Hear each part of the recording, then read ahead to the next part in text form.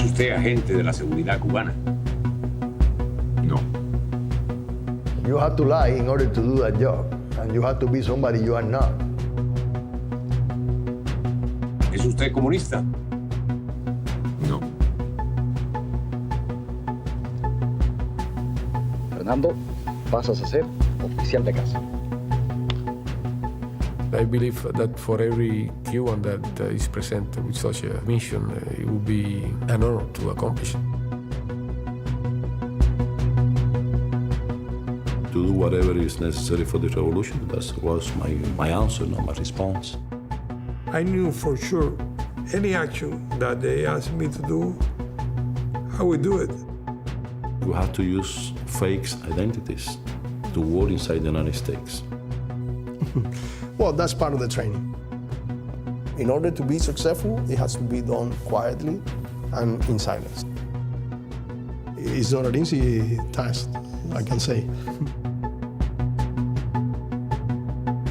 It's a disturbing case to know that we and our institutions are being spied upon, are being reported upon, and the information being transmitted back to the Director of Intelligence over in Cuba. And we're not going to stand for it. This spy ring was tasked by the Cuban government to strike at the very heart of our national security system and our very democratic process. These charges against these individuals allege actions for the Republic of Cuba against the government of the United States. We knew that we were technically breaking that law, but it is the history. It's not a game to protect Cuba. That's our main mission.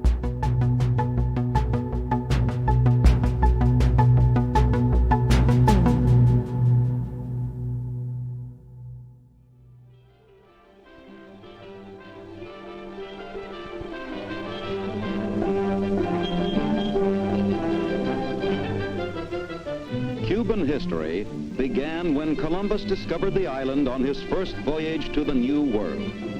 The Spaniards built the Morro Castle to defend the city of Havana from the pirates who pillaged the islands of the West Indies.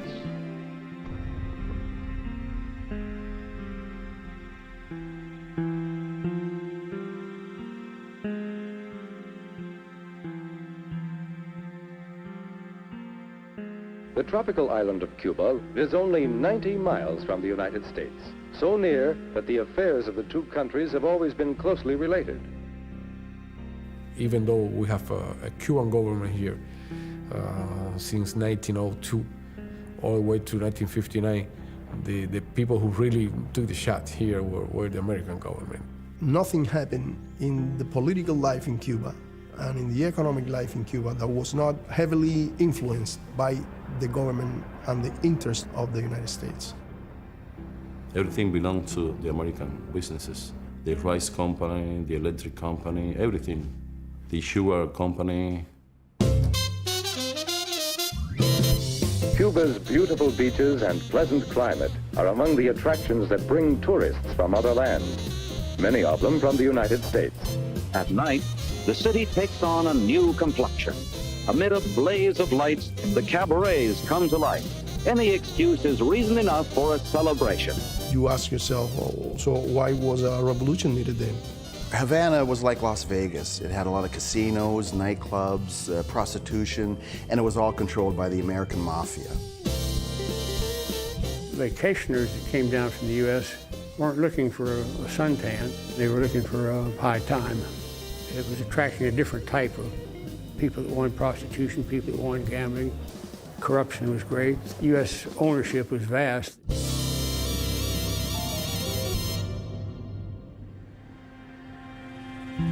A small group of Cubans were profiting for this special relationship with the United States.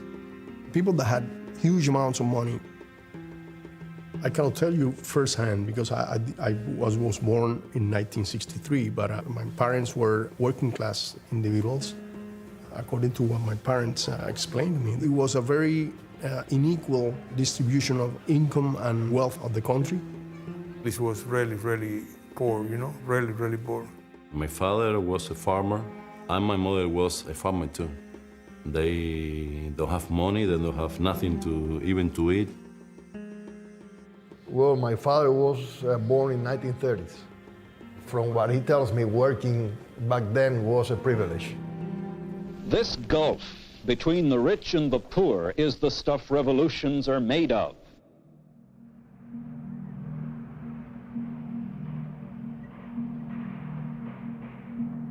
After 1953, when Fidel attacked the Moncada garrison, there was that feeling, according to what my parents explained to me, there was that feeling in the population that something of importance had happened.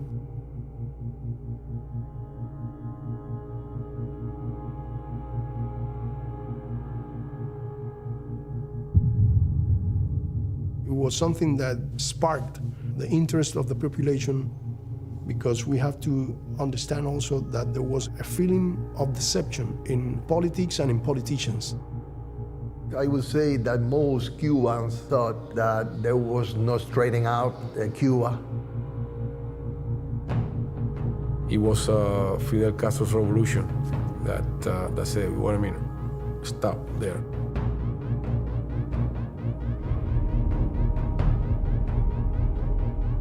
This revolution of Castro's was the first in Cuban history to base its policies and its power on the peasant. They flocked to his support.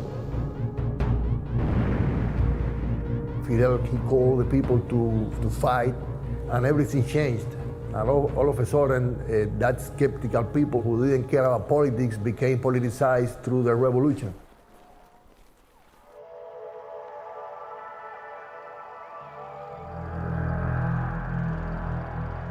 Joyous followers of Fidel Castro sweep triumphantly through the Cuban capital hours after their rebellion had toppled the regime of Fulgencio Batista. Those who stayed were the ones who supported Cuban national sovereignty and who were the lower classes who were not the beneficiaries of the society that was controlled by the United States of America previously.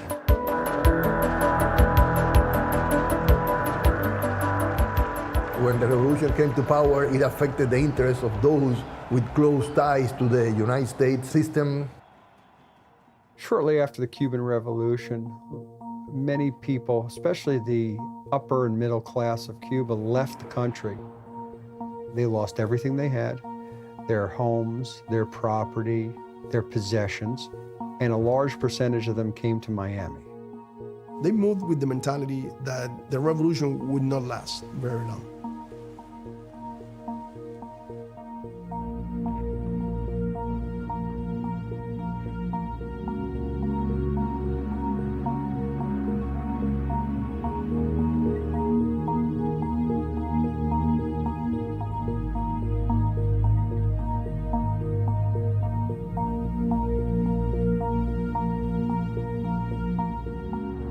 Many people said the Americans are not going to allow this revolution to happen. The U.S. decided to apply to Cuba the same formula that they had applied to Guatemala or different countries in Latin America. They would support counter-revolution through all means, terrorism, armed invasion, and weaken the revolution to topple it down. I got involved with the CIA as a member of a group of students in Cuba. My father was in the sugar industry, was an executive for an American company. The middle classes didn't believe that communism was the best for Cuba. The government of Cuba stole from the people of Cuba their own success. Jose Basulto, he thought that his mission in life was to oust Castro and change the regime. I would have fought a war against them 1, 2, 3 times if necessary, had that produced the results we were looking for. He was a fighter, let's put it that way, against Castro and against the revolution. We were invited to come to the U.S. with the CIA to receive training. We were trained on multiple things, like intelligence, propaganda, psychological warfare, guns, explosives.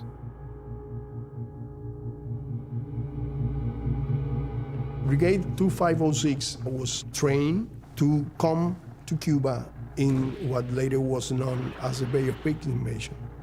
They were trying to, destroy the revolution. The small force of invaders landed at a semi-isolated resort area on the south coast of Cuba on a strip of beach called Playa Hidron at the Bay of Pigs.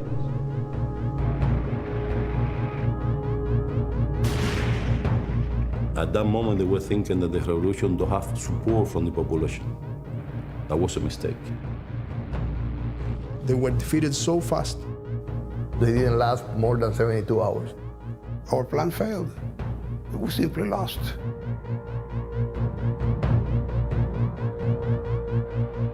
Fidel was able to say, the Americans are trying to overthrow us, we've stopped them, and so it actually helped solidify the support for the revolution. The Bay of Pigs invasion was a tragic experience, both for the anti-Castro Cubans and the United States.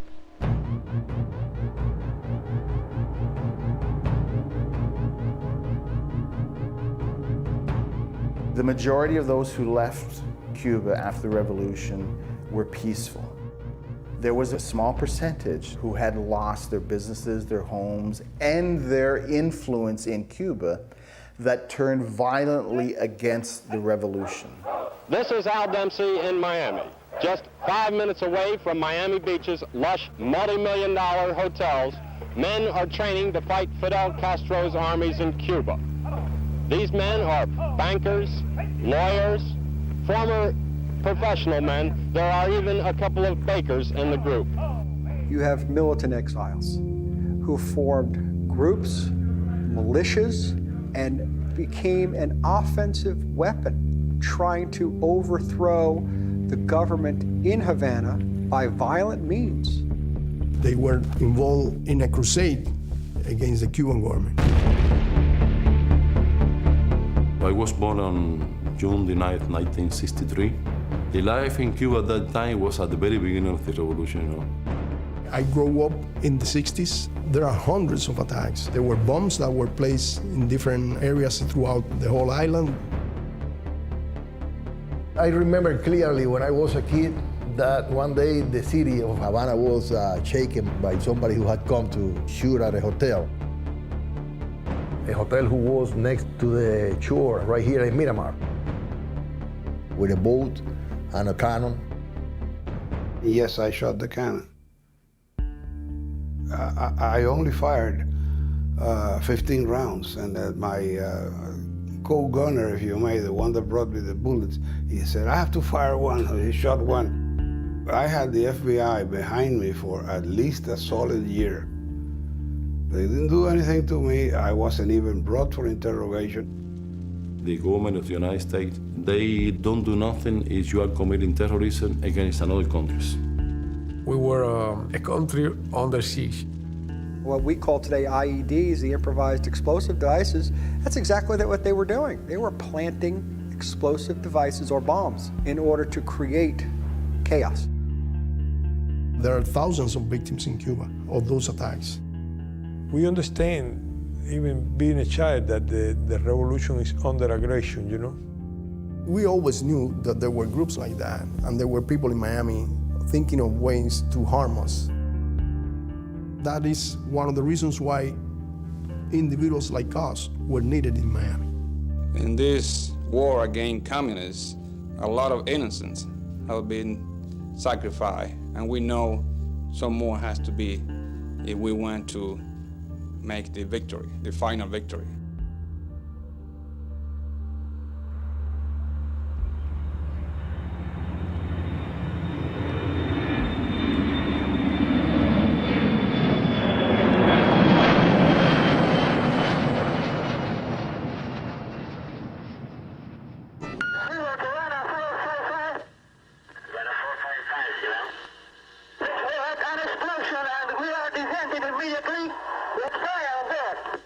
A Cuban passenger jet en route from Barbados to Havana crashed into the sea following an onboard explosion. 73 persons, 57 of them Cuban, were killed. Cuban exile leader Orlando Bosch and several other persons have been arrested in Venezuela in connection with that crash.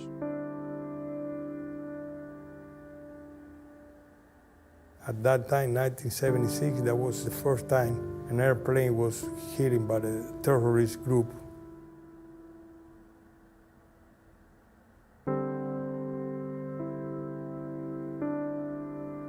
When you see the people that were in that plane, young people, it was a horrendous crime. I was 11 years old. In the Revolution Square, we were paying homage to pieces, little pieces that could be recovered from the people in the plane.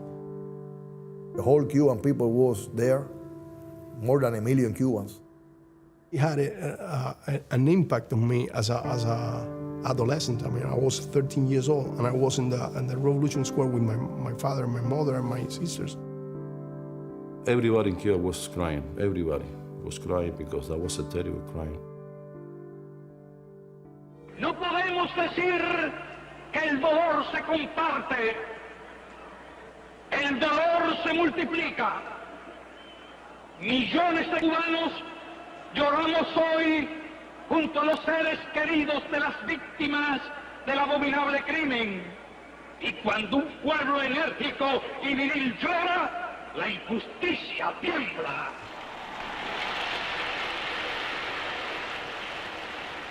Intimidar al pueblo es imposible. Frente a la cobardía y la monstruosidad de crímenes semejantes, el pueblo se enardece y cada hombre y mujer se convierte en un soldado fervoroso y heroico dispuesto a morir.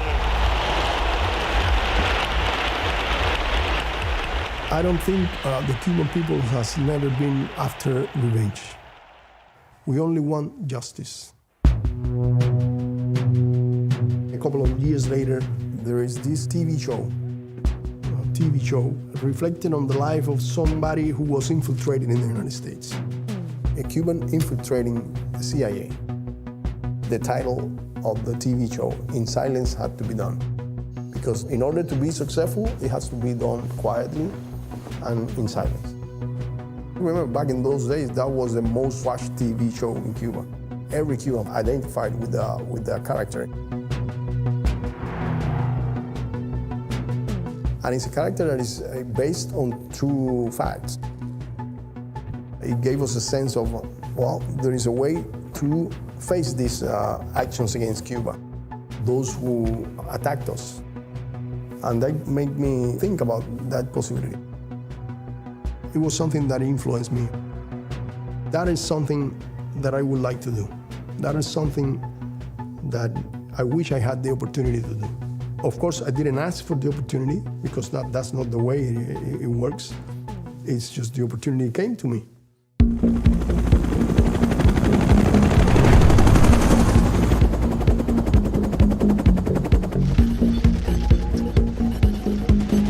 I graduated from college in 1987.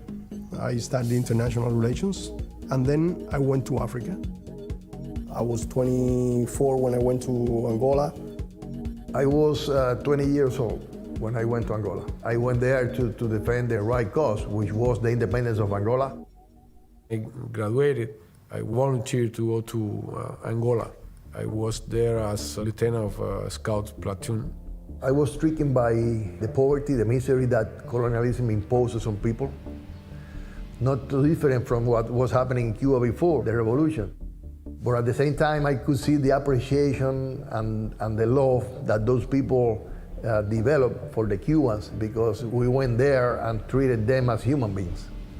And it was beautiful. I learned a lot there. It was really a powerful experience. The experience in Angola really made me stronger as a human being, as a man. Cuban intelligence started observing me there.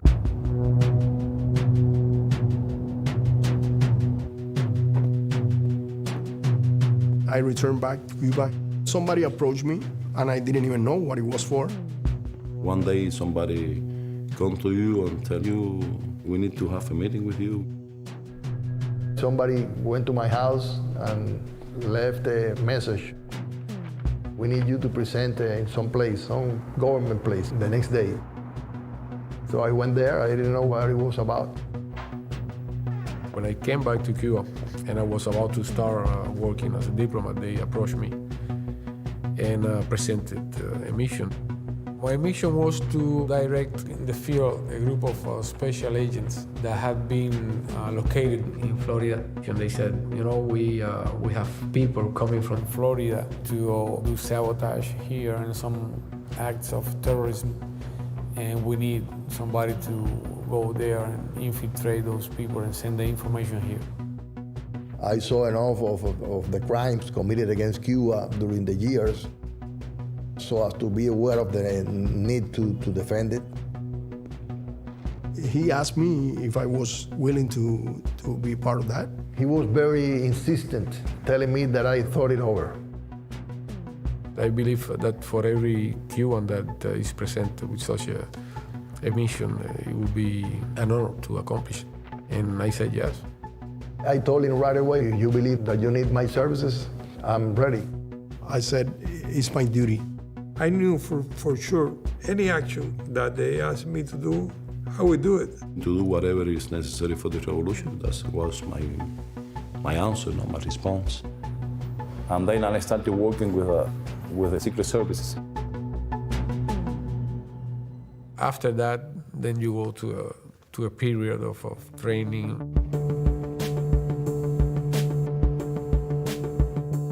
Basically, we have to take classes of work-related issues like cryptography, psychology. You have to deal with many people. You have to deal with yourself too. Using different identities and other kind of personalities. We took all kind of martial arts. Things that prepare to be a secret agent. This was a military operation from day one. We were running this operation without a single weapon. The training, in my case, it took a couple of years. Of course, we got to do it without people knowing. It takes separation from your family. Separation was very hard. I met Adriana in 1986. She was starting to be a chemical technician. Sabía que me gustaba mucho el mar, estábamos frente al mar. Me señaló, mira qué barco más bonito, hacia un lado, y cuando yo miré hacia el otro, él me dio un beso y hasta el día de hoy. Ahí fue donde empezamos nuestra relación de noviazgo. We married in 1988. Me and Olguita, we were very happy. A very happy couple. Y bueno, René estaba muy lindo, la verdad, te lo puedo decir. We had a daughter which we adored. Porque bueno, fue una felicidad para nosotros tener nuestra hija. It was a very beautiful period. We discussed having children, but first I was finishing my studies, and then she was finishing her studies. Then Angola came, and then we decided to keep waiting. I met Elizabeth in 1988. I met her in one bus stop. She was very beautiful that day. And asked her for if she wants to have an ice cream with me. We got married in a very, big ceremonial in Malecon. That was in 1990. But what happened at the same time, I was working for the Secret Services. She didn't know nothing about me. She didn't know that I was working for the Secret Service. I never told anybody in my family what I was doing. For me, it was very tough. I was working supposedly for the Foreign Affairs office. Every day when you wake up in the morning, your wife asks you, where are you going? What are you gonna do today? At what time you coming back? And you have to say, well, I don't know where I'm going. I don't know when I come back. I don't know at what time I can come back because that's the way it is. If you say anything, you jeopardize your mission.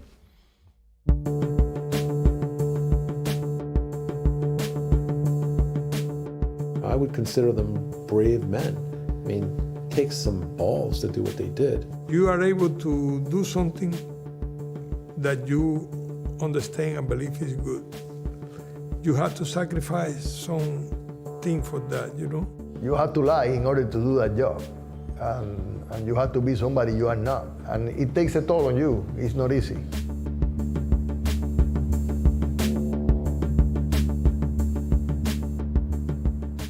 You have to detach from your previous lives, from your previous ideas, so that people will see an evolution of your thought. Little by little, you start speaking differently. You are not as politicized as you would be before. You are more critical of things. I'm a very outspoken guy. So becoming something different and living through life for me is not easy. It's tough. So little by little you have to be changing in front of the people.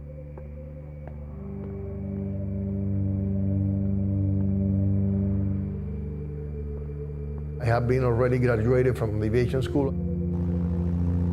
I was a flight instructor and I was flying a lot. I was told to steal a plane. They thought, with reason, that it would give me, on my arrival, some credibility and some propaganda which would be good for the mission. It was a little bit traumatic that day. That day was another day, just another day like days before. I've been trying to take a plane to the US for some months. So I had to do several attempts. I had to go back to my house, and it was really stressing because then you would go back and you would feel, on one hand, you would feel relieved that you're going to see your daughter and your wife again. But on the other hand, you feel that you have to fulfill the mission and you can't. It's complicated. I left on December 8th. 1990. I said goodbye to my wife, and I remember exactly how I left her standing in the middle of a walkway, her dress with flowers. I looked at her and I thought, well, I don't know whether I'm gonna see her again or not. And I met my daughter. She fell asleep. I took her and put her into the bed, and then I look at her. I remember her dress, a yellow dress, and I left her there and stood for a moment watching her until I just checked my head and left. But it's some things that you cannot forget. And then when I went to the airport, I found the right moment to steal the plane, and I left.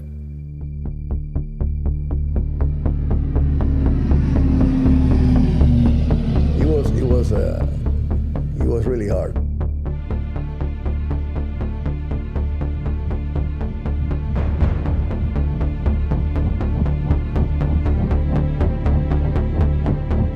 The warning signs of fuel started to tell me, you're running out of fuel. It was very, very tense at that moment. And it was incredible. After 5 minutes, when I was about to return, I saw the Key West, the naval station in front of my plane.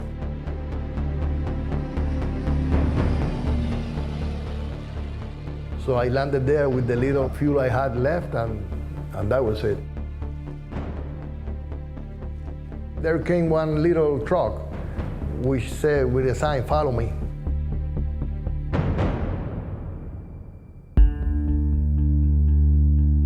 I was processed on the base. They agreed that they would put me in a motel in Key West, and I spent my night in the motel there, thinking of my family, of Cuba, on everybody. It was really hard, to tell you the truth.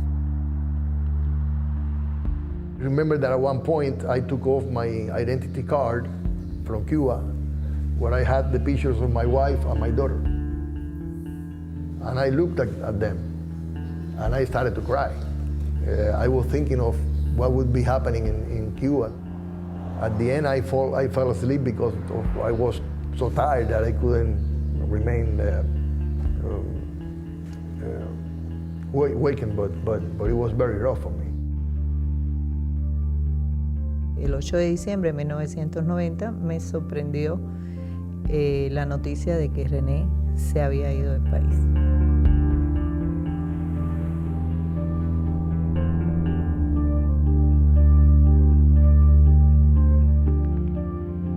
Then the next day I sent a letter to Olguita, full of BS, telling her what I had left Cuba because it was better in the United States, that at last I was free in a democratic society, where I could become a pilot, a well-paid pilot, and do whatever I wanted, that someday we would be together, Irmita herself and myself, to be happy again, all kinds of, stupid stuff.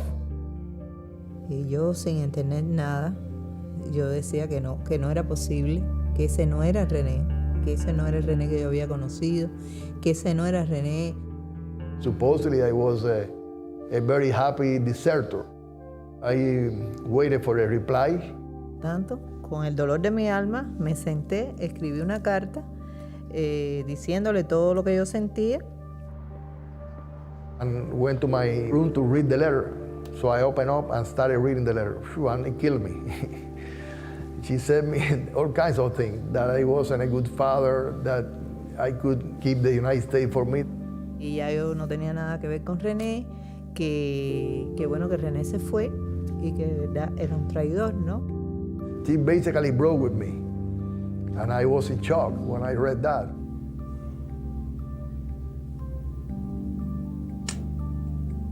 When you read it, it hurts. You look at it now and it's a very logical response. But even though I knew it was logical, I cried a lot when I read that letter. A eso lo siguieron días muy difíciles para mí. It was a lonely time. But on the other side, you know it's your duty to do it.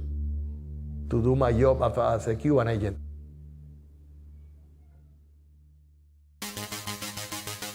Miami, one of the world's hottest cities, welcomes you. In Miami, the world is your oyster. So welcome to South Florida and have a safe and pleasant stay.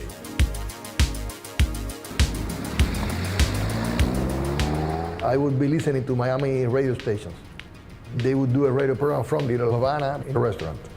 And they had invited Capitan Eduardo Ferrer, who was the head of the CUPA, Cuban American Pilots Association. All of them fascist, right-wingers, counter-revolutionaries, most full of hatred against Cuba. I located the restaurant. And I went to the restaurant and I presented myself. Listen, I'm the pilot who stole a plane. So they put me in touch with Capitan Ferrer.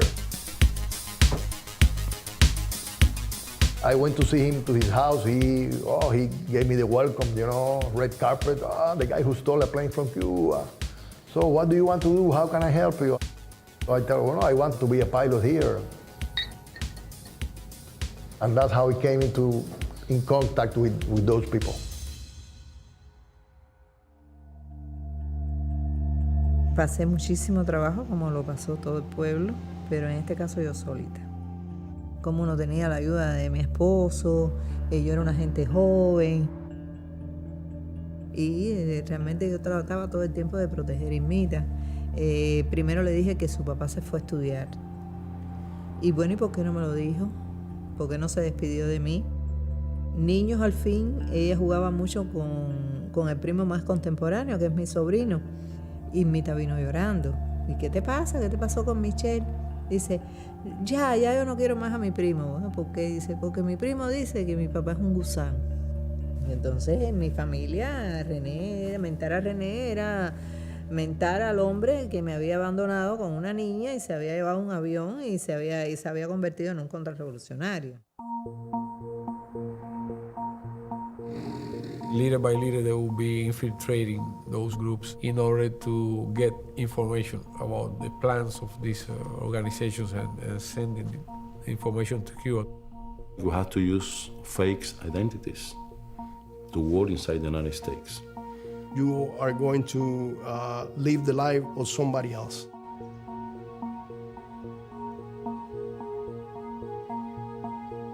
You have to become a person that you are not. To know by heart a biography of somebody else.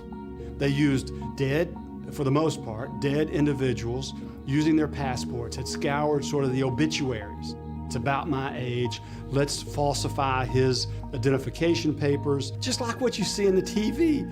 And you have to know everything about the person. The day he was born, Who his parents were. the schools he was attending. Name of the teachers, the name of your classmates. And then you have to start living that life. It's not an easy task, I can say. In my case, I was Manuel Viramontes, which was a Puerto Rican. I was Puerto Rican, so I have to learn Puerto Rico, everything. I was using the name Luis Medina. I was a Puerto Rican, and I know all the biography of Luis Medina. Well, my legend was, I was Ruben Campa, an individual that had been born in the United States of Mexican origins. I was carrying identification papers that were not mine. False identity. You have a Social Security card, you had a driver license. The first time that you go in the U.S. with a fake ID is hard. The first time is terrible. They asked me for my passport, but Puerto Ricans, you could travel just with your driver license and your birth certificate. So I didn't have a passport. And they started interrogating me, why you don't have a passport. They gave me a hard time. It was a kind of a scary moment. You need to believe it just to act that way. It's very complicated, and it's something that you have to be every day on top of it. Remember that I passed through immigration with no problem at all. Once you cross that line, you said, I'm here. Once you are in the U.S., you have to start building his history. You need to build your life. I realized that it's good to have pictures because you need to have some history of life. Because pictures give you history. How can I show people that I'm Luis Medina, a citizen of the United States, for real, with pictures?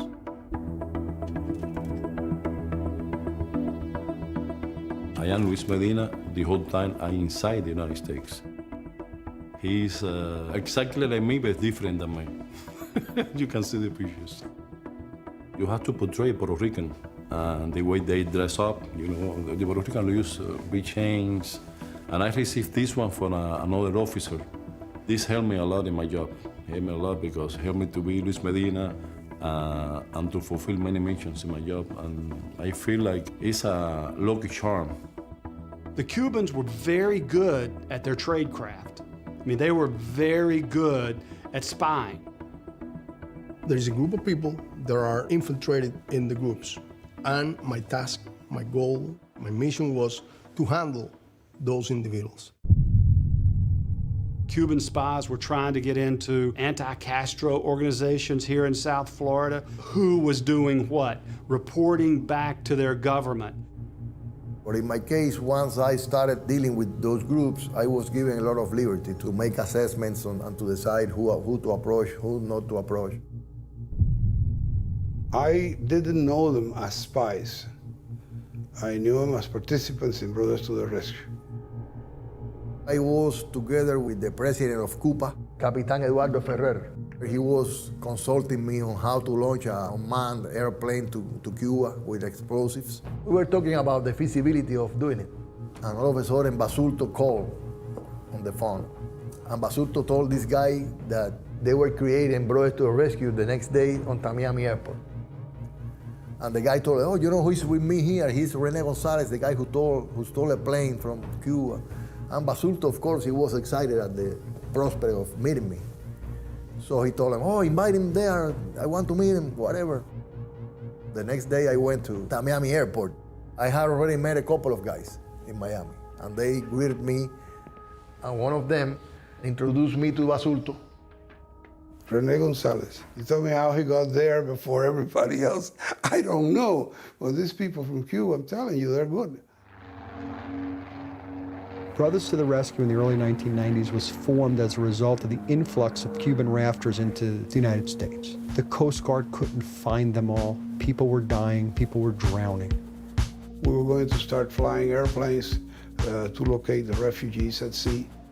Since the beginning, I was involved in most operations of Brother to the Rescue.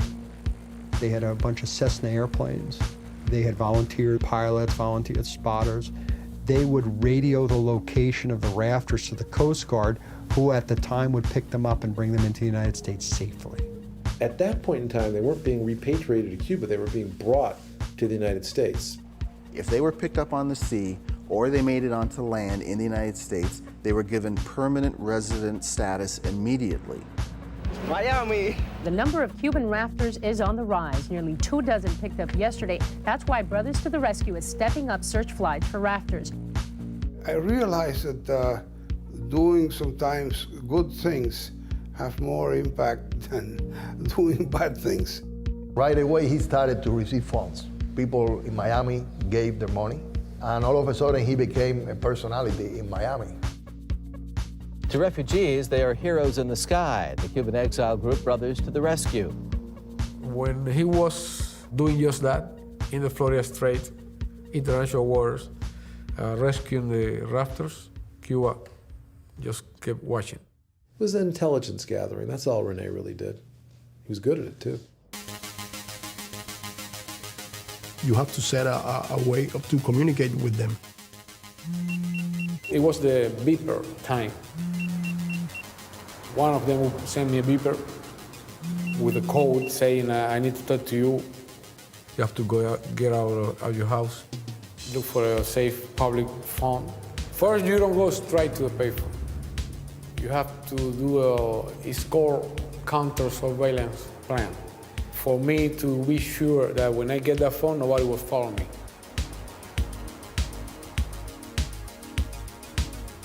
So I call a beeper from the public phone and put a number. They would beep you and you would go to a place. I go to that place and he goes to that place. It's something that is prearranged. I gave him a whole report of the 6 months since I have been in the United States. About Brother to the Rescue, what they were doing, my involvement with Basuto, with Cuba, of course the plot of the airplane full of explosives. And from there on, we started to communicate regularly.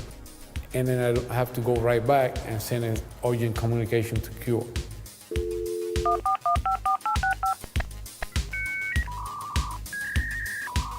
We had a system to transmit information, short messages to Cuba through phone lines.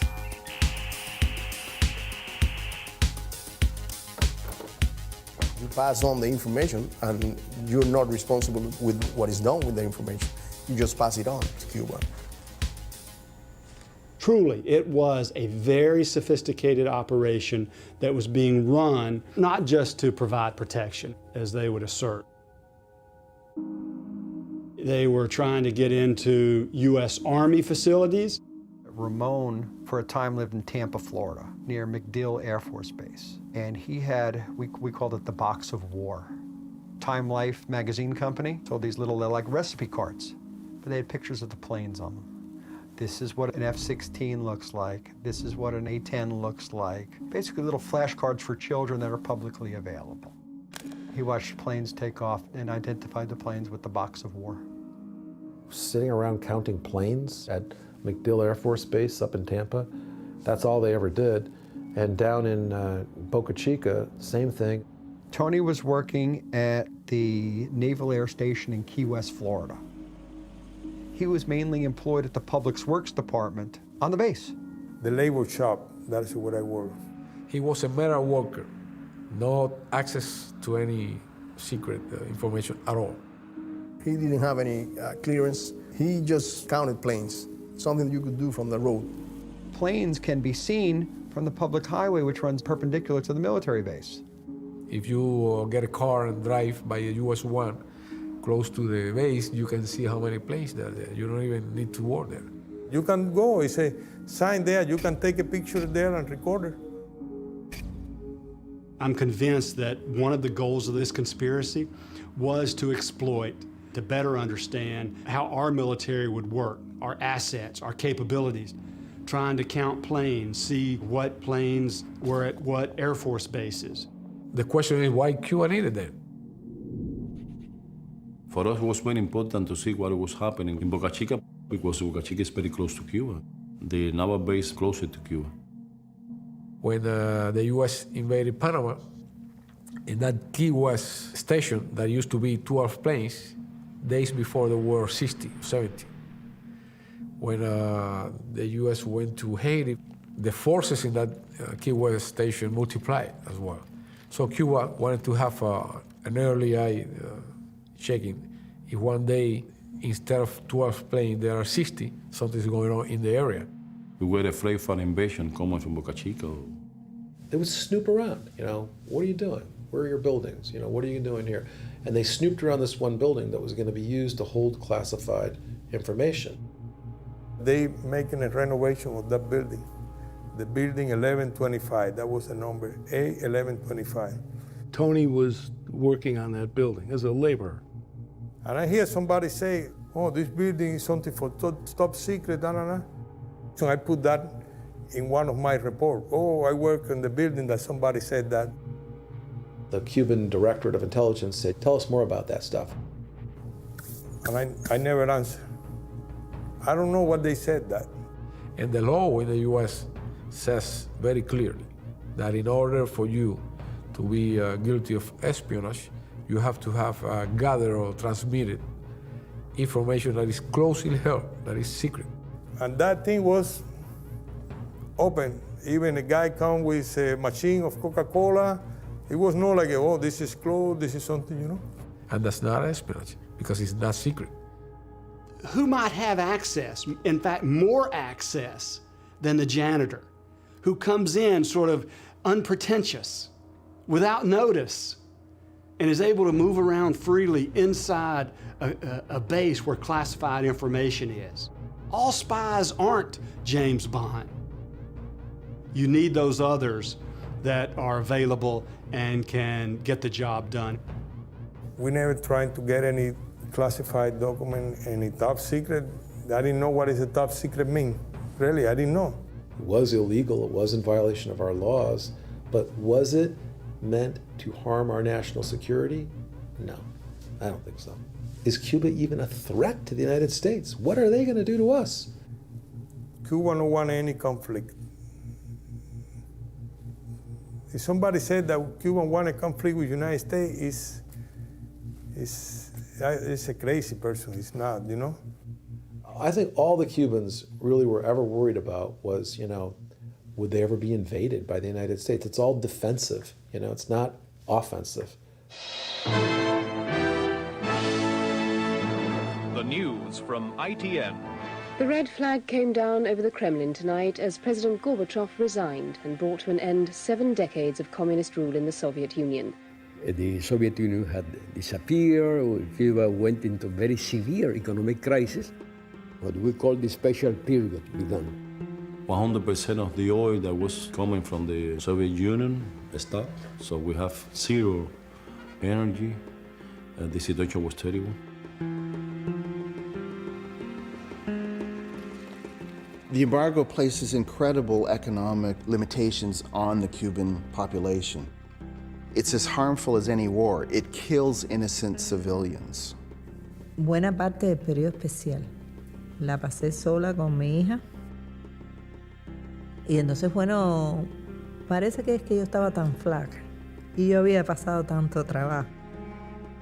A mí se me había caído hasta la casa, hasta la escalera de la casa. Había ido a parar a un albergue. People were desperate to get out of there, so there was an uptick in the number of people taking rafts and small boats to get out of Cuba. Rafters have, since 1991, depended on being spotted by Brothers to the Rescue. We had to admit that thousands of people were found. They would fill the plane with journalists from abroad, and they would go and look for rafters. So that people throughout the world could see what was happening with Cuba, what its pain and suffering in the island, the lack of liberty, the lack of opportunity. They would take advantage of the flux of rafters to launch a propaganda campaign against Cuba. Private donations keep the brothers flying. Even airplanes have been donated. It's a passion for founder Jose Basulto. They're coming out not because the United States is here, but because Fidel Castro is there. And until that is so, they're going to continue coming out of the island. His goals are not public. I knew because I was there, but the public doesn't know about that. It was a very intelligently devised operation. It was a psyop operation based on the knowledge he had acquired from the CIA. Basulto never stopped first thinking on terrorism. He was a terrorist by training. To call me terrorist, it's hilarious. They try to portray me as something that I am not. Not that I wouldn't, under the circumstances, had taken arms in certain circumstances against them, because I saw it as the only way. We had an agent infiltrating Brothers to the Rescue because we knew that they were doing way more of that. Basulto consulted with me to land here in Cuba with explosive. I'm talking about 1992. And I went to see him. He had a map of the Cuban electric grid. He wanted to see with me whether he would be able to land the plane next to one of those grid towers to put an explosive and blow him up. Ideas are ideas, but plans is a different story. Every time some of these guys do something to me, I wish I would be hitting him in the head with a bat. But that doesn't mean that I'm going to do it.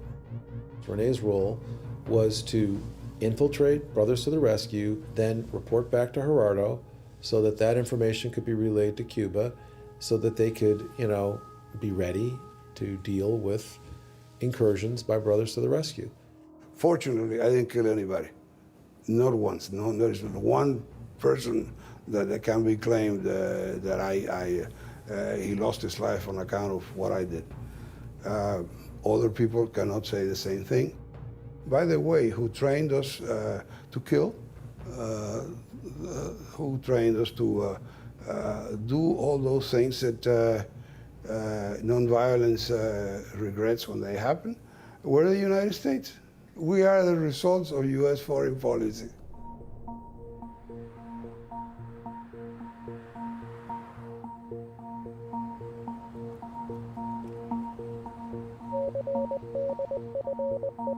Cuba would send an urgent communication. You could listen to the shortwave transmissions and receive the information from Cuba. Then after you have the information, you get it in a computer.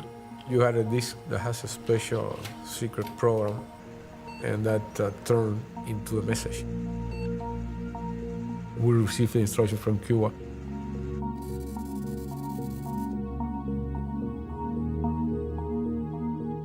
One of the missions that we were working in was called Marina Operation. The mission was to surveil Orlando Bosch. He had a long history of terrorism against Cuba. Are you planning to try again to assassinate Fidel Castro? Until the end, we will keep trying. We prefer to destroy Cuba than a communist Cuba.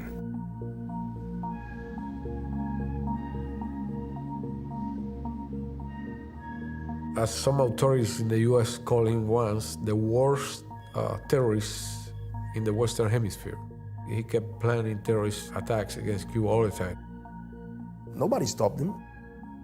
Cuba had information that he was planning to introduce some weapons in Cuba. We wanted to keep a close eye on him. To be aware of what his movements were, who visited him, what he was involved in. Basically, that included filming him. We never used anything that was sophisticated, that was something like spyware. We used commercial stuff. Camera, regular camera, video camera that anybody has. He was meeting with individuals to organize actions against Cuba. I had him very close. I remember him being in a supermarket parking lot. And I remember thinking to myself, you could not imagine somebody that doesn't know who this guy is, could not imagine how criminal his mind is and how dangerous he is. It's out of conscience, out of heart, that you can do a job like this.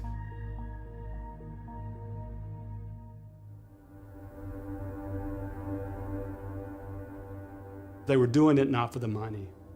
I mean, these were ideologues. They were doing it for what they thought were political and sort of reasons associated with their government. As a matter of fact, out of ethics, Cuba had never paid an agent just to be an agent. The reason is simple, right? If you do something for money, you would do it for the people that give you the more money.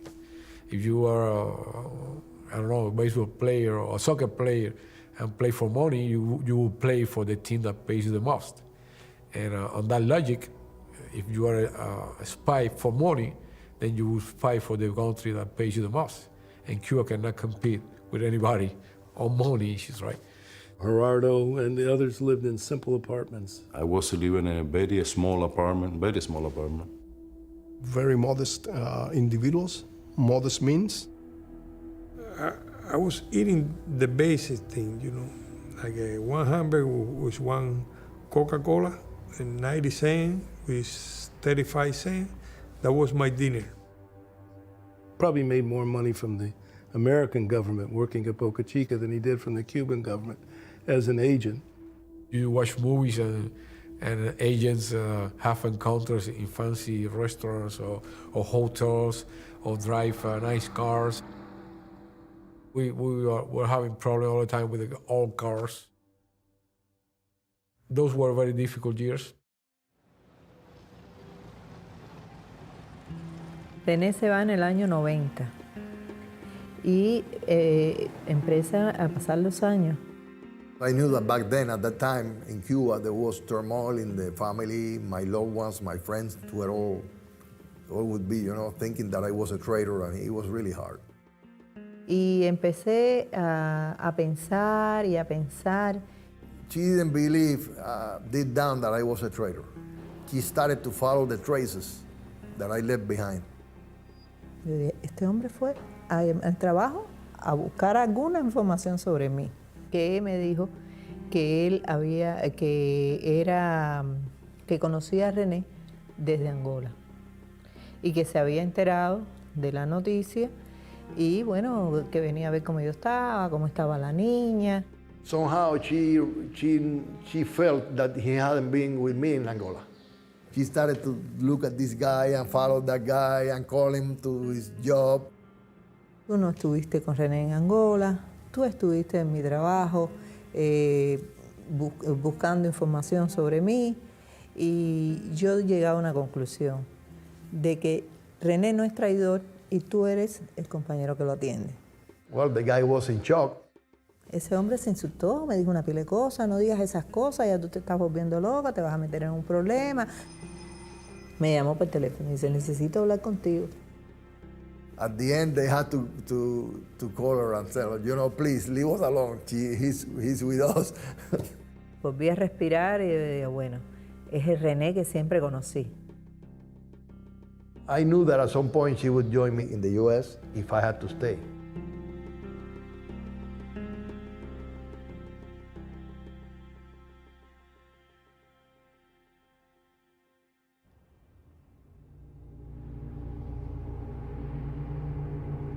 We determined early on that there were a group of Cuban spies operating here in South Florida. But you have to understand, initially, the FBI treated this as sort of a separate intelligence operation. They were conducting sneak and peek warrants, basically going in, looking, copying, obtaining information, putting it all back, just like in the movies, and then analyzing, exploiting, and continuing their investigation. Intelligence had been gathered, people had been identified, but really initially, there was no contemplation of a prosecution. 4 News Now continues. It is the start of Cuban rafter season, and today more were spotted. In 1994, it was a period of very economic crisis. Fidel said, well, whoever wants to go in a raft, he can go. And thousands of people left. During the 1994 rafter crisis, Brothers to the Rescue played a critical role, directing the Coast Guard to thousands of Cubans fleeing the island nation. The rafters crisis forced the U.S. government to sign an agreement with Cuba. What became known as wet foot, dry foot policy meant if you made it onto land in the United States, you were given permanent resident status immediately. If you were picked up at the sea, you were sent back to Cuba. Now, this change in policy creates big problems for the Brothers to the Rescue. They spot the rafters, they call the Coast Guard. Who is he gonna save if the rafters are gonna be sent back? There was no reason for Brothers to Rescue to fly. The public mission of Brothers to the Rescue comes to an end. Then that policy changed. Their mission changed. We put together the idea of a plan on how to structure a movement inside of Cuba using nonviolent means. They began to poke the bear, as they say. Well, Brothers to the Rescue plane flew right into Cuban airspace and over Havana. This is an act of civil disobedience. We realize what we're doing, and all we're doing is signaling out to the people of Cuba that civil disobedience is possible. Plane roared at rooftop level through downtown, banking towards Havana Harbor. They threw leaflets trying to encourage the people to overthrow the government.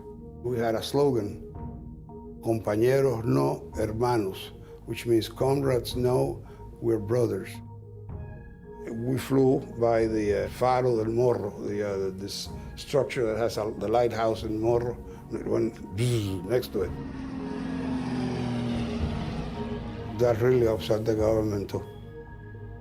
It was a provocation to the Cuban government. The Cuban government responded, saying any ship from abroad that forcibly invades our sovereign water will be sunk and any aircraft down. You do enter the airspace or territorial waters or territory of another country, you are subject to the law enforcement agencies of that country. We were willing to take the risks to bring about a change in the island by using nonviolence. Remember, this is the same terrorist that fired cannon against a hotel in Cuba. It never would have been tolerated by our government if Cuba sent a light plane over Washington, D.C., it would have been pulverized.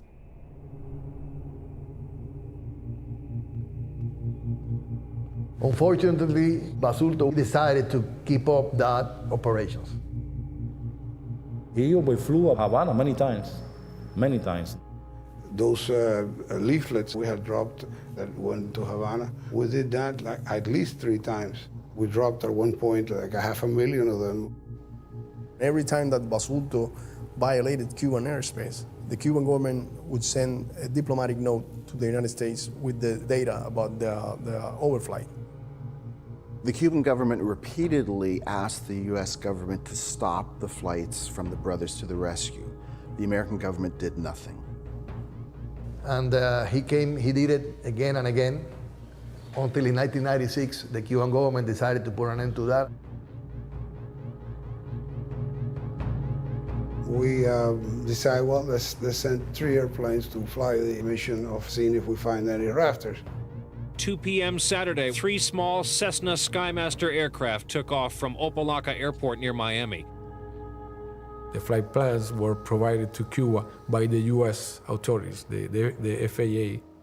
So everybody knew that Basulto was flying to Cuba. I called Havana Center, told them that we were coming in our mission and so on.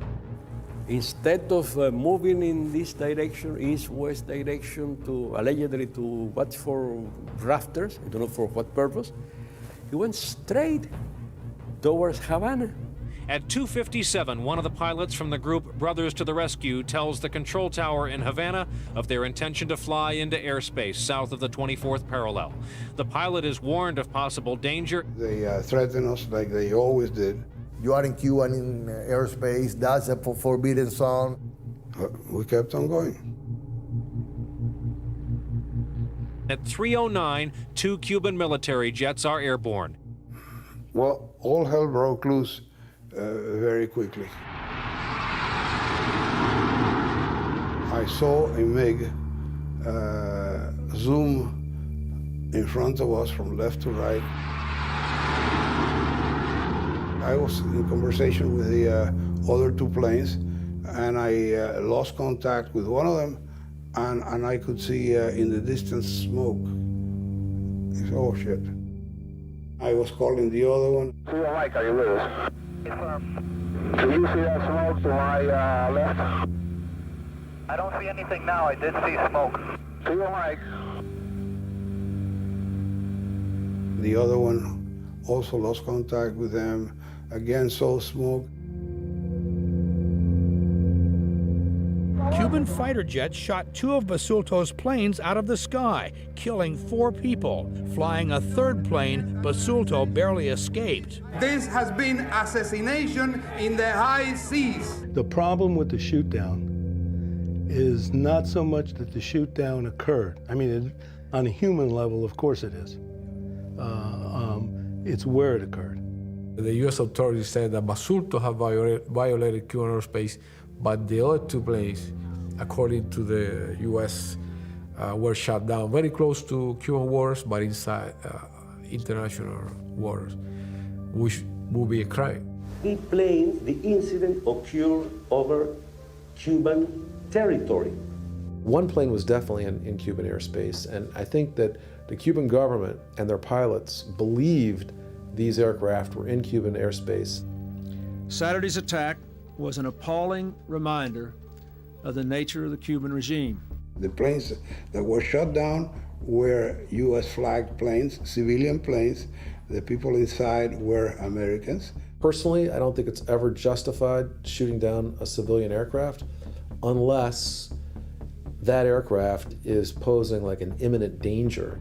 After so many air incursions and after so many incidents, the Cuban government just felt that they had to enforce their border, and they did this. It's a duty. It's the most fundamental obligation for any government on earth to protect their population. Who's to fault here? I say it has to be, a combination of the U.S. government for not stopping these flights and Basulto for undertaking these reckless acts where people got killed. I think the president has an excellent opportunity to exercise leadership here with Castro and perhaps bring this to an end once and for all. Basulto hoped that the U.S. would take military action against Cuba. I am not ruling out any further steps in the future, should they be required. One of the options that the U.S. administration considered was a military option to retaliate. And if that was a possibility, maybe in Key West Station, the forces there will multiply. An invasion might be coming.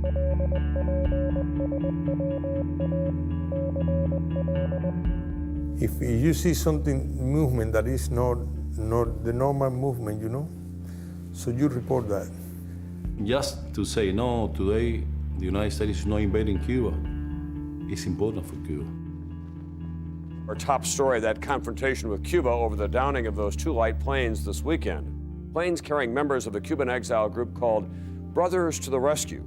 In Miami today, a moment of silence for the 4 missing pilots from Brothers to the Rescue. They are the newest heroes in the exile community. When the shoot-down occurred, that's really when FBI walks into our office, the U.S. Attorney's Office in Miami, and says there is a potential criminal case of the most serious magnitude. We stepped in and said, hey, we've got to stop this. They needed to have a scapegoat. Somebody had to answer for this. Creating an atmosphere in Miami, I needed to be on alert to see what the reaction would be by the U.S. government and the groups. I know that the reaction in Miami was going to be hate. Good evening. President Clinton late today announced a series of moves against Cuba for the shooting down of 2 light planes, but he stopped well short of ordering any military action against Fidel Castro. What did we do? We passed some silly laws. I will move promptly to reach agreement with the Congress on the pending Helms-Burton Cuba legislation so that it will enhance the effectiveness of the embargo in a way that advances the cause of democracy in Cuba. The Helms-Burton Act tightened the noose against the Cuban government, plunging the country into an even deeper economic crisis. The Cuban government turned to tourism for their economic salvation. The tourist industry will be a very important way to bring some money, to buy oil in different countries, food, building new hotel. That was to bring more tourists to Cuba.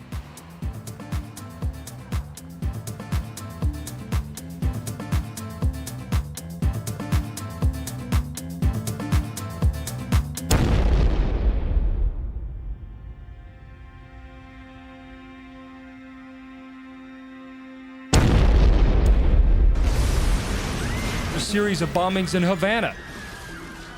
Havana's luxury hotels, a vital source of foreign currency, have been hit by a spate of bombings, the latest one claiming the life of an Italian tourist.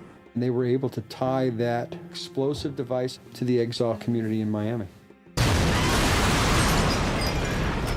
There were bombs that were placed in different areas throughout the whole island.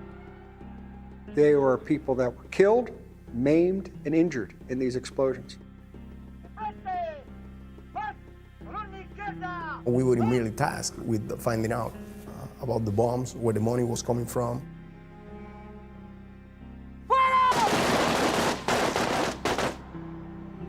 35-year-old Jesus Hoyas is military commander of Alpha 66.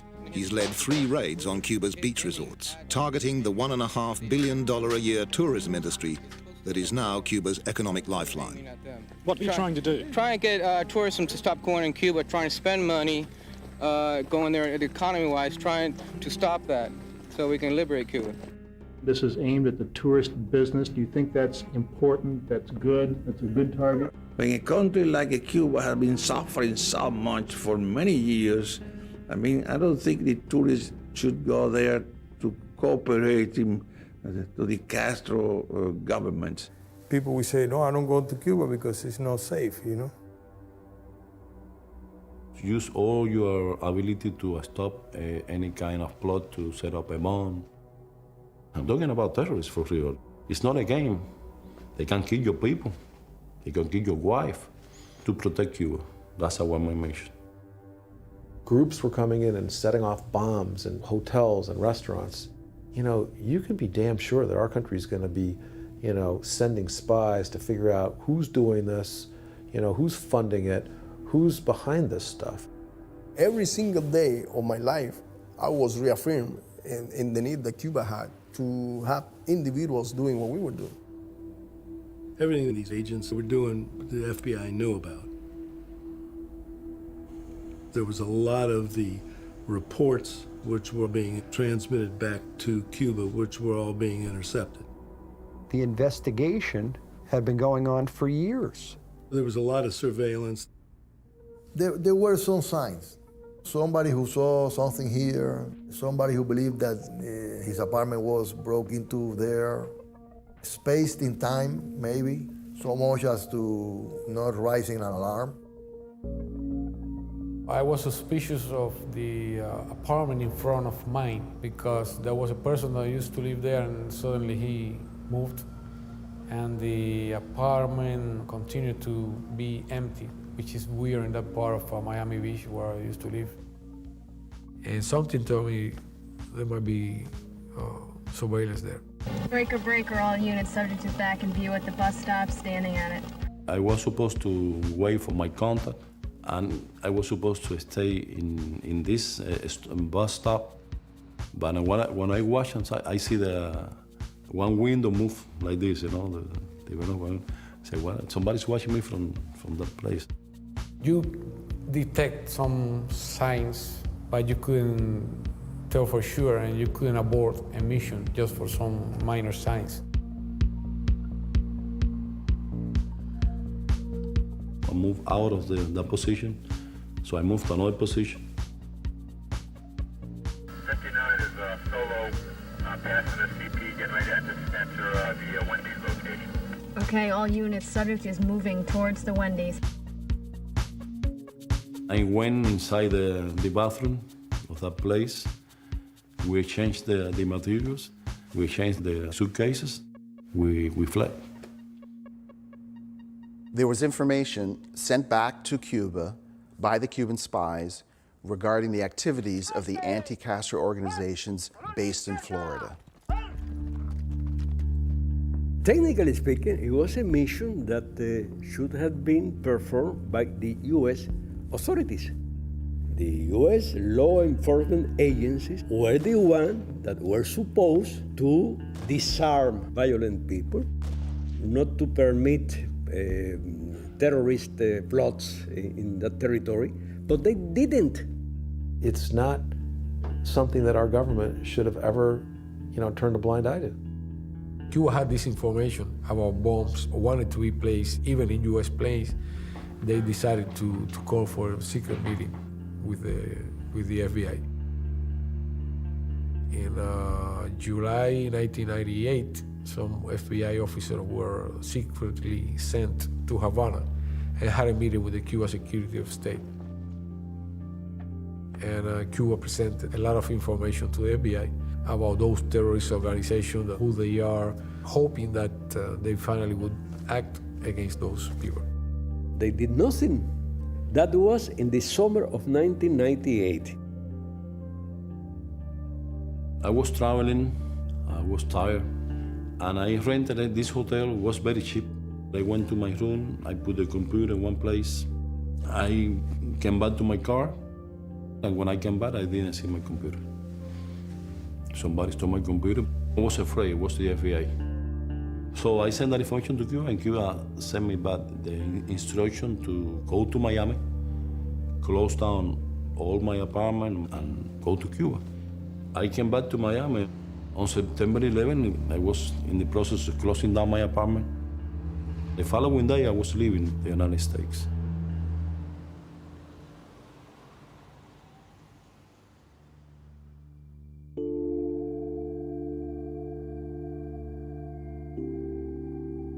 It was all full of happiness. Y René sobre todo dijo, bueno, de esta sí no me voy a perder nada, porque Dimita se había perdido buena parte de su infancia. Olguita was working. She finished at 11 o'clock. I used to give milk with Yvette on my thighs. That night, when I finished up giving her the milk, she fell asleep. I thought it was beautiful to have her sleep over me, so I put it on top of me. Cuando yo llego, que lo veo, digo, ay, nene, qué linda está así toda arriba de ti. Voy a tirar una foto. Nosotros tenemos una camarita. And she took the picture. Dejo la camarita arriba de la cómoda y bueno, nos acostamos a dormir, acostamos la niña y nos acostamos.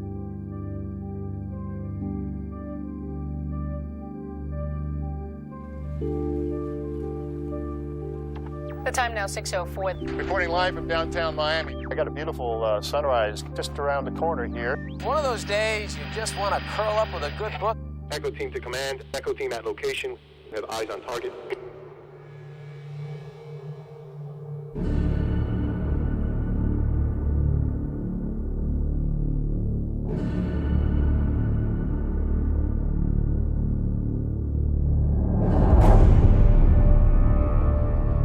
Siento mucha bulla, va, gente dando gritos. They threw me on the floor. Ya le tenían puestas las esposas y lo estaban ayudando a incorporar. It was really brutal. Cuando me ven a mí, me agarran por una mano y me lanzan contra la pared. No dieron tiempo a más nada, se lo llevaron. Nos dijimos adiós así, con la mano, y se lo llevaron. There was a series of raids the United States government conducted against the Cuban agents. Suddenly it was a boom. They busted the door. They say, hey, freeze, FBI. And they were already on top of me. And a lot of guns, pointing on me. They arrested me, they put me in the handcuff. Guerrero lived here in this quiet neighborhood on Big Pine Key. It was here where the FBI took him down.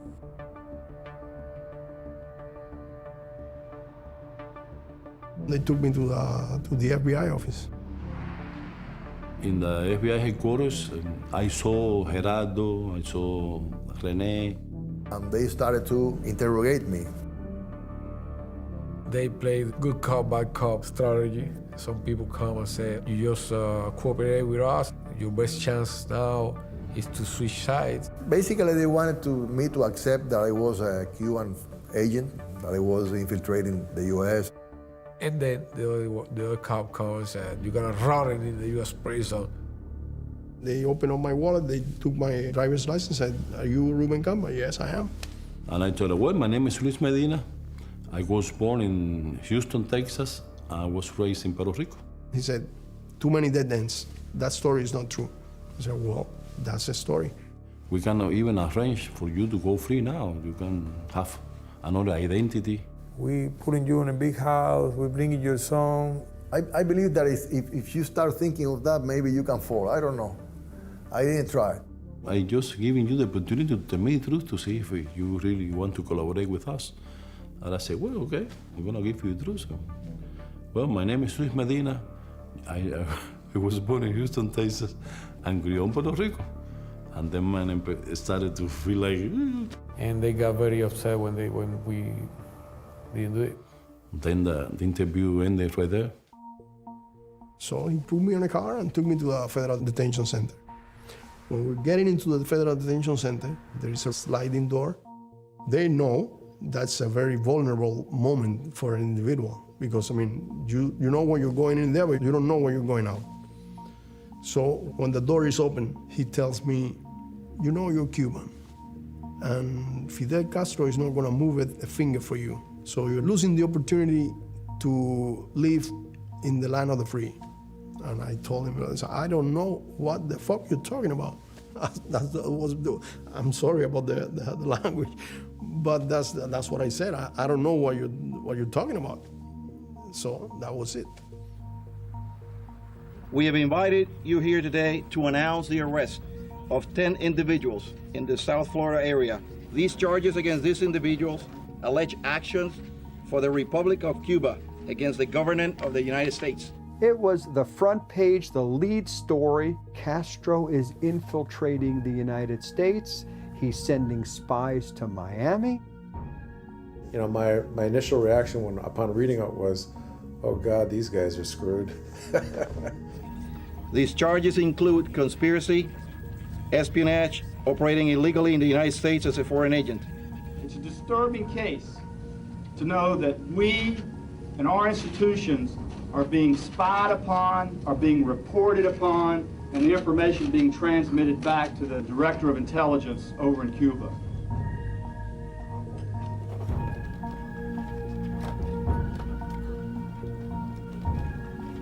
You say you're guilty, that's it. You collaborate with the government and that's it. It's different. You get less time or you can go free or whatever. If you say no guilty because you're going to trial.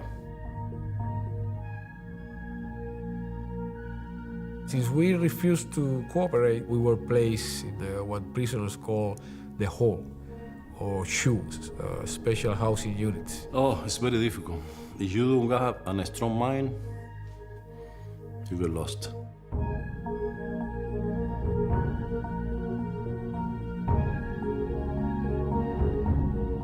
The trial took place in Miami against the objections of the defense lawyers who wanted to move the trial outside of the Miami area. This was the wrong place to try the case. We had a virulent exile community who wanted to just put all of these guys away for the rest of their life. Forget the allegations, forget the fact that they're presumed innocent. We always suppose that Castro will have agents in the groups here trying to neutralize our activities. Louis, how are you, sir? Good. I can't, I'm no comment. I can't comment on the case. Thank you. Cuban spies connotes you're spying. They were never charged with spying. There's no such crime as being a spy. It doesn't exist. Failure to register as a foreign agent. In other words, this country requires all foreign agents, be they spies or friendly, to register. That's not being a spy. There was no question they were unregistered foreign agents. We didn't really care too much about that because that only carried a maximum of 5 years.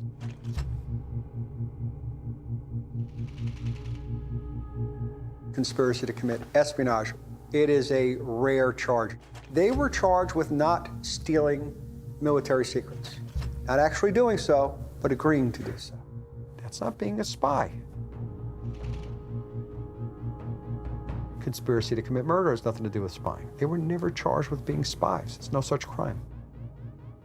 The main count, which was the essence of this case, was conspiracy to commit murder because of the shootdown. The shootdown, February 1996. Clear and compelling evidence that a foreign government had conspired to murder one or more of our own. The only one that was ever charged with anything to do with the shootdown was Gerardo. There was not a plan to shoot out the place. Government's evidence was Gerardo's reports, and they used these reports to show that Gerardo had ordered Rene not to fly with the brothers to the rescue. The government argued that that had to make Gerardo 100% aware that they were going to shoot the planes down. My argument to that was, where does it say that? Conspiracy is basically just an agreement to commit an illegal act. Nobody knew what exactly they were going to do. There was nothing written that they were going to shoot these planes down. There was no, smoking gun against my client. It was an extremely circumstantial case. This happened because people were reckless and people did things that were illegal, and the U.S. government turned a blind eye to it. The trial really took a change when they started to call some of the brothers to the rescue members. Lawyer McKenna detailed Basulto's exploits as a CIA operative.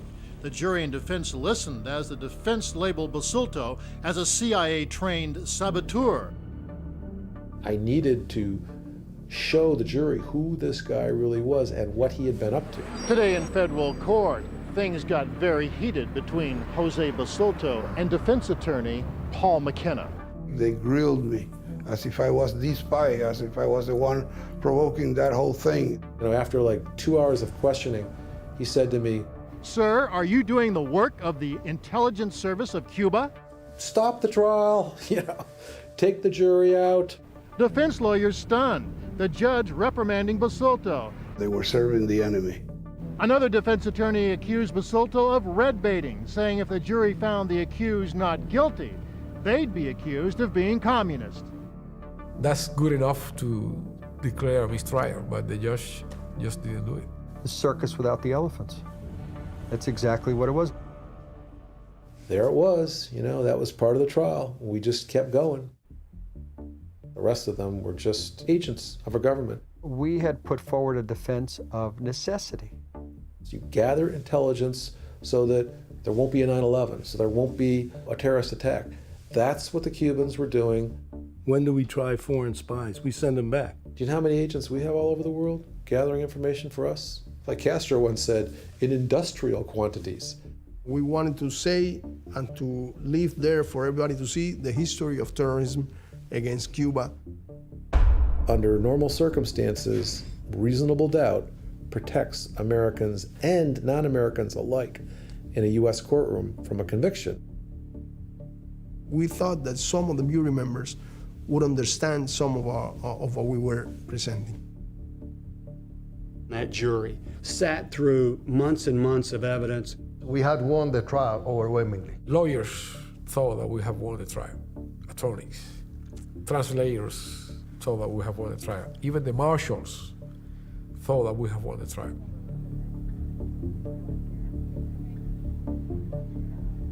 This afternoon, the jury returned guilty verdicts as to all counts, as to all defendants. The jury found them guilty of all 26 counts, including conspiracy to commit espionage, conspiracy to commit murder. I think the jury got it wrong. This shut down an entire cell that had tentacles throughout South Florida. And so it was, without doubt in my mind, a successful prosecution. We knew that to be acquitted in a courtroom in Miami would be almost impossible. I hope sincerely that today's verdict provides some sense of justice. It's probably the only case in the U.S. history where somebody is found guilty of conspiracy to commit espionage without one single piece of secret information anywhere. I'm shaking my head, and Rene Gonzalez looks at me and says, Paul, what did you expect?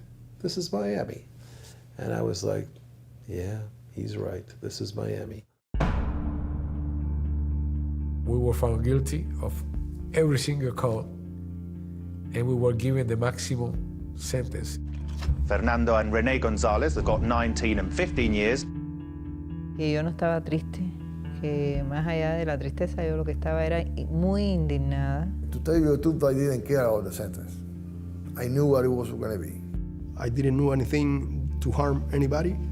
I just was defending human beings. Antonio Guerrero and Ramon Labañino got life in prison. I never had in my heart that somebody can picture what I'm doing as bad thing. You know? In Miami, we knew from the very beginning we were going to lose the trial. Gerardo Hernandez received 2 life sentences to be served consecutively. 2 life sentences plus 15 years. So I have to die twice and still have 15 more years to go. I mean, it was effectively a death sentence. And I thought that was appropriate. Y que Gerardo regresara a Cuba horizontal, como decimos, en un féretro si devolvían un día su cadáver. 2002, they were finally moved to various federal prisons, and they were separated by hundreds and thousands of miles. To die in prison is relatively easy. With so many people getting killed. The life in prison is very tough, very, very tough. So the first resolution I made, it was, if I had to die here, I would die happy. That's it.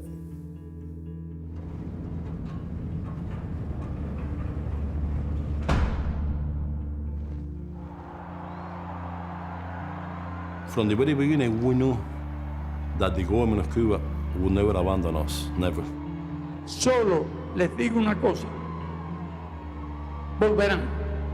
Cuba would do as much as possible to take us back to Cuba. He never seemed to lose his belief that everything would be okay. It's, I can't wait to see my wife again. And when I saw his wife, the same thing. Lo sabíamos, nos lo dijo el comandante cuando lo hizo público, que dijo, no será una batalla de un día, será una batalla de años. And I used to go away thinking, don't these people realize he's never going to get out? He's going to serve the rest of his life in a U.S. penitentiary.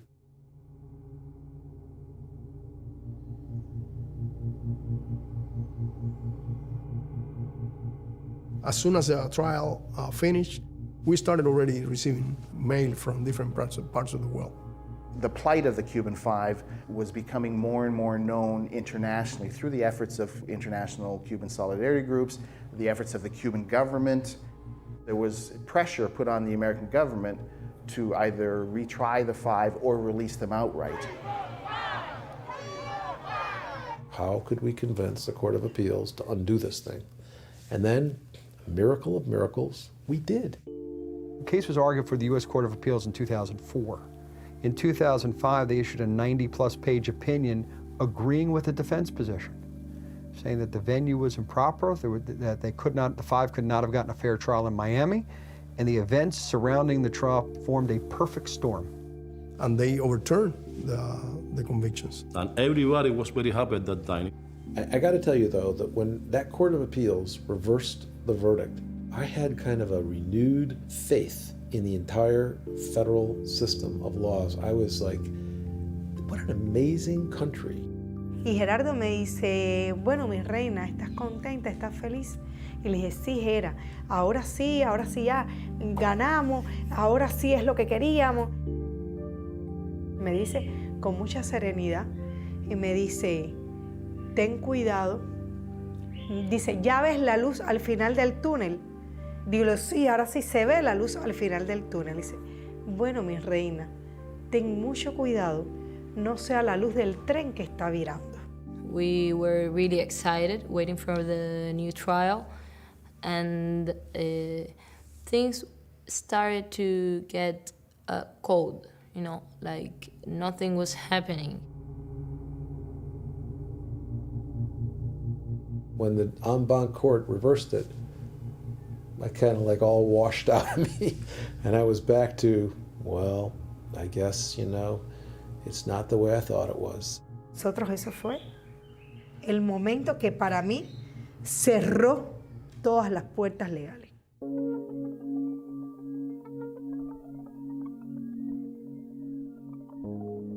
Renee was released in October of 2011. My sister ran and I ran after her and we just hugged him really, really, really hard.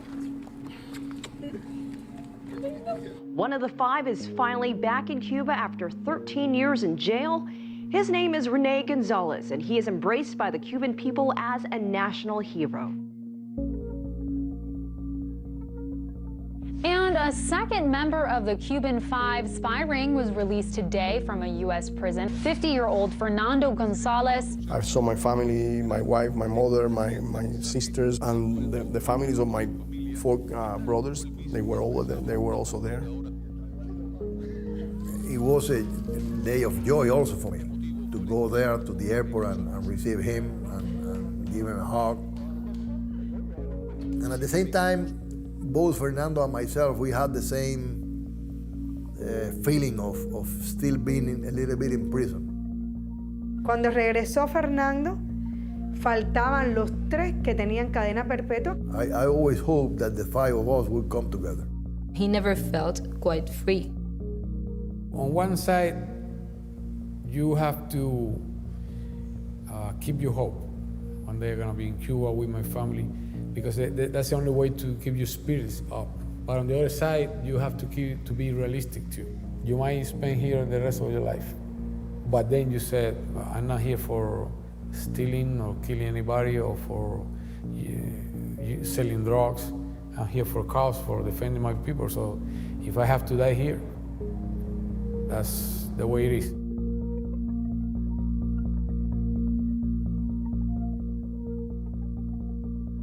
Today, the United States of America is changing its relationship with the people of Cuba. Earlier today, a prisoner swap between the United States and Cuba set off the most significant warming in relations between our 2 countries in over half a century. Completely shocked. I mean, I couldn't believe it.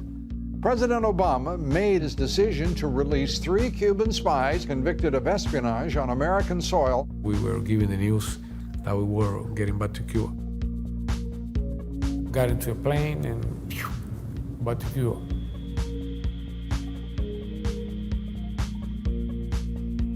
The first one getting down was Antonio, and then Ramon, and I was the last one. It was a very emotional moment. We felt that we were the happiest men on the world, at that time. The 3 together, it's no word for that. Hasta que no nos abrazamos, hasta que no nos vimos, y sentí la felicidad más grande que había sentido en toda mi vida. Well, it was amazing. Gerardo, who was in jail for 2 life sentences, came back to the announcement that his wife was giving birth to his first child.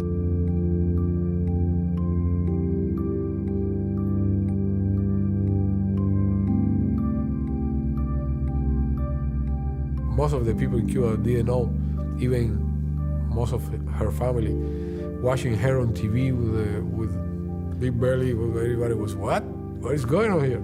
Sí, ya ese fue el cierre.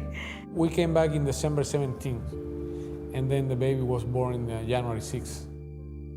Being able to father a child, that was probably the happiest moment in my life.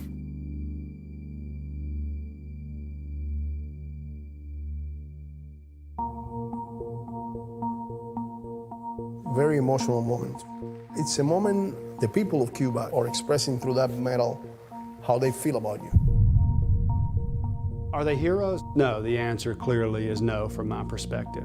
I think they should still be in the United States serving their their time.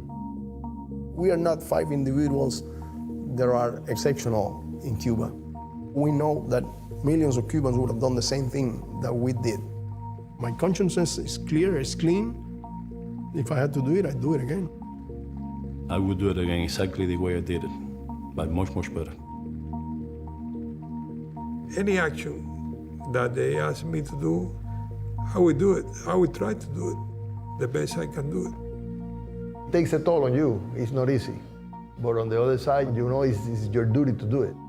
If my country asked me to do that, I assume it's because it would be needed, and I would do it again.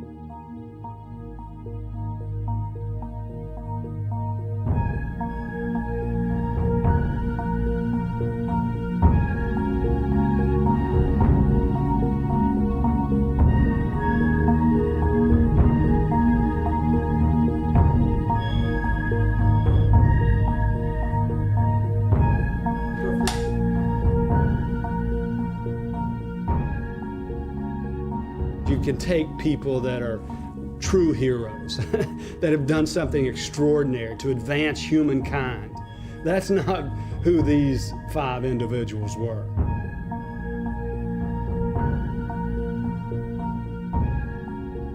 That meeting was first a celebration of a big victory, one of the last victories that Fidel claimed against the United States government.